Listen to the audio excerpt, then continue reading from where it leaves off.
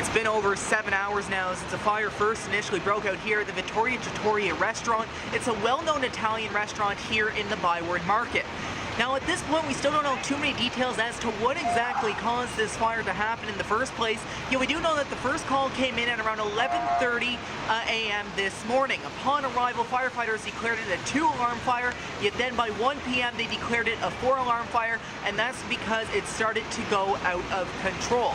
Now firefighters had a very hard time tackling this blaze, and there's a number of reasons for that.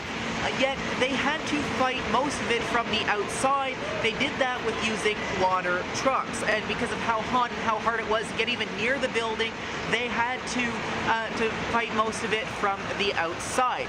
Now this of course forced all of the businesses here in the ByWard Market to close. Many of them had to close for the day. Even CTV News Ottawa next door had to evacuate the building for a few hours while crews worked to put out the blaze. Now, the restaurant is in a building that's over a century old, and actually, as a matter of fact, all of the buildings here in the area are over a century old.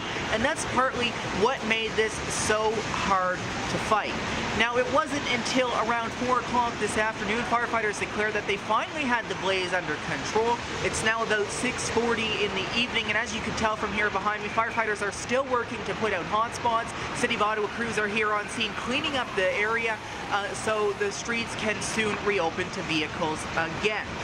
Now, the fire chief spoke earlier today, and he said that it's going to take a while to piece together what exactly happened here. We do know that they were working on the roof of the restaurant at the time, so it is believed that the fire started on the roof.